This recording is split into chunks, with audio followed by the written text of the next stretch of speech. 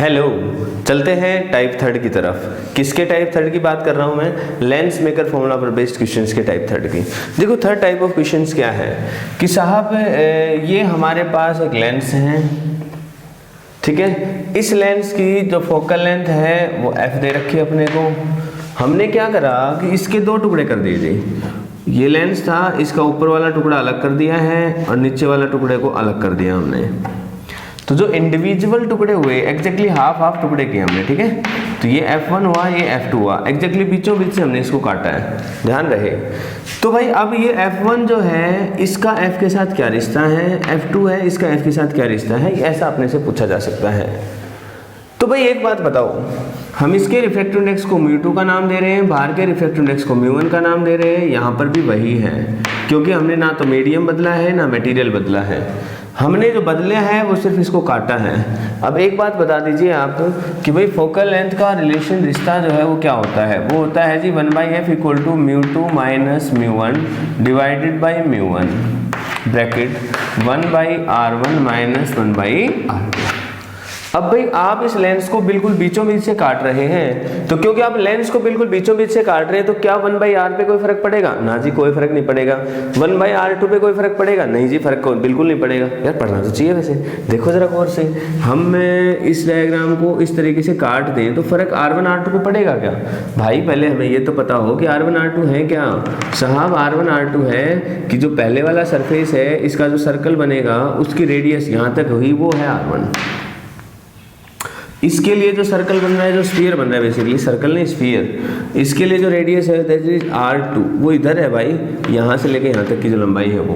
भाई हम इसको ऐसे तोड़ रहे हैं तो हम इसकी कर्वेचर को तो बदल ही नहीं रहे। जब हम इसकी कर्वेचर को बदल ही नहीं रहे हैं, इसका मतलब ना हम r1 में बदलाव कर रहे हैं, ना r2 में बदलाव कर रहे हैं, हम ना सराउंडिंग में बदलाव कर रहे हैं, ना मीडियम में बदलाव कर रहे हैं, ना मटेरियल में बदलाव कर रहे हैं। कहने का मतलब है ये मटेरियल होता है भाई और ये होता है भाई मीडियम। तो ना ये बदला, ना ये बदला, ना ये बदला, ना ये बदला, तो कुछ बदला ही नहीं, तो फोकल लेंथ क्यों बदलेगी? इसका मतलब f1 भी f के बराबर होगी और f2 भी f के बराबर होगी। आई होप ये समझ आया होगा। इसी के अंदर कभी कभी वो क्या कहेगा आपसे, देखो ये तो लेंथ वाइज काटा था हमने, अब वो कहेगा कि हमने इसको ऐसे काट दिया बीचों बीच। मतलब साहब पहले अपने पास जो लेंस था वो इस तरीके का था जिसकी फोकल लेंथ थी वो f थी। फिर हमारे मन में ख्याल आया कि क्यों ना इसको इस तरीके से तोड़ दिया जाए, मतलब दो अलग अलग लेंस बना लिए जाएं, एक लेंस ऐसा और एक लेंस ऐसा। जब हम इसको इस तरीके से तोड़ रहे हैं तो पूछेगा आपसे कि भाई इसकी फोकल लेंथ को यदि f1 का नाम दूं, इसकी फोकल लेंथ को यदि मैं f2 का नाम दूं, तो f1 और f2 के बीच में क्या रिश्ता है? तो मेरे भाई गौर से देखेंगे हम लोग, हम जब इसके लिए नोटिस करते हैं तो ये वाला जो सरफेस है, ये जो सरफेस है, इसकी रेडियस की बात करें तो अभी मान लेते हैं शुरुआत में इस वाले सरफेस की रेडियस r1 थी और इसका नाम r दे दो, और दूसरे वाले सरफेस की रेडियस भी r ही थी, r2 जो थी वो भी r के बराबर थी। चीज़ों को सिंप्लीफाई करने के लिए हम सिर्फ इतना लिख रहे हैं, ठीक है। जब हमने इसको इस तरीके से काटा, मतलब इसको प्लेन बना दिया, तो भाई इसके दो सरफेस हो गए। ये वाला जो सरफेस था ये तो एज इट इज था पहले जैसा, जिसकी रेडियस तो अब भी r1 ही मानी जाएगी, मतलब r ही मानी जाएगी। लेकिन ये भाई फ्लैट हो गया है, फ्लैट हो गया, इसका मतलब इसकी जो रेडियस है वो इनफाइनाइट हो चुकी है।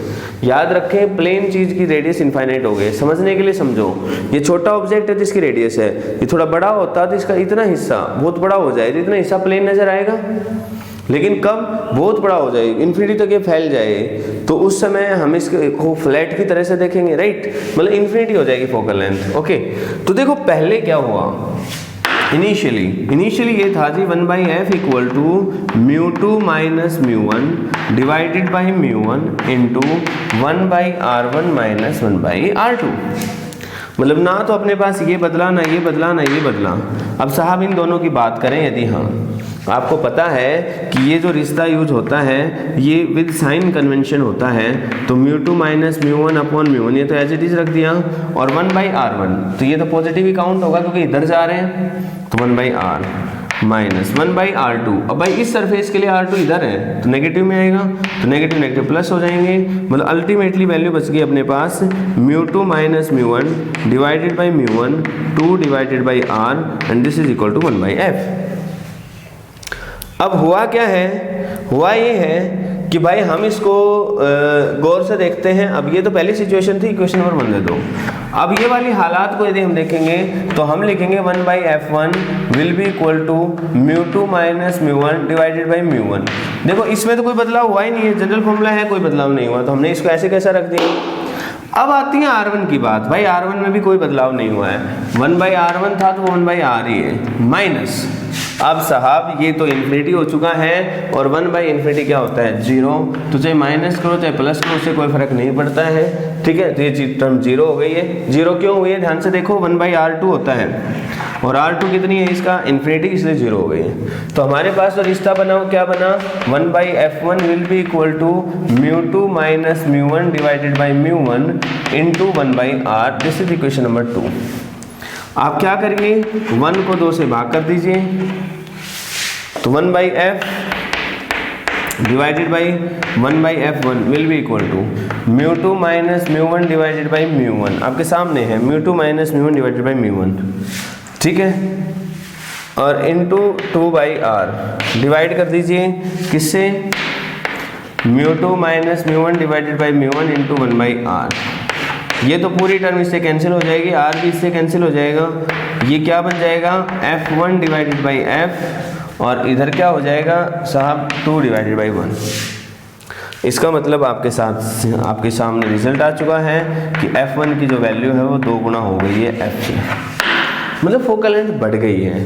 सेम तरीके से इस वाले सरफेस के लिए निकालेंगे, यदि दोनों को बिल्कुल बीचों बीच से काटा है तो कोई प्रॉब्लम नहीं है, इसका आंसर भी सेम यही आएगा।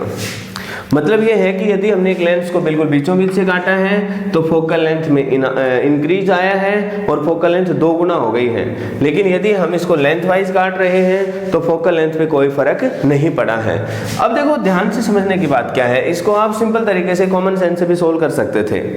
कैसे कर सकते थे देखो गौर से, मतलब ऐसे समझ लो आप कि जब पहले ये लेंस था तो ये वाला लेंस भी इसको लाइट रे को मोड़ रहा था, ये भी मोड़ रहा था, तो दोनों मिल के लाइट रे को मोड़ना लग रहे थे, और जितना मोड़ पाते थे उतनी क्या हो जाती थी साफ फोकल लेंथ। लेकिन अब क्या हो गया है, ये इतना तो मोड़ पाए, उसके बाद आगे वाला जो सरफेस है वो तो मोड़ ही नहीं रहा था, तो मोड़ा ही नहीं उसने। इसका मतलब हम एक प्रकार जी देखो मैं ये जो बात बता रहा हूँ ये जस्ट याद रखने के लिए बता रहा हूँ, ठीक है, इसका मैथमेटिकल कुछ एविडेंस नहीं है। तो भाई ये वाला सरफेस तो अवेलेबल नहीं है, तो हम ऐसा समझ सकते हैं कि अब इसके आगे कर्व पार्ट इसको मोड़ेगा नहीं, तो ये कम मुड़ पाएगी तो ऐसे जाएगी। इसका मतलब सीधी सी बात है इसकी फोकल लेंथ ज़्यादा हो जाएगी। ये सिर्फ याद रखने के लिए है, बाकी एग्जैक्ट तरीका है वो मैंने आपको पूरा समझा दिया है with mathematical value. I hope समझ आया होगा आपको। Okay, good bye.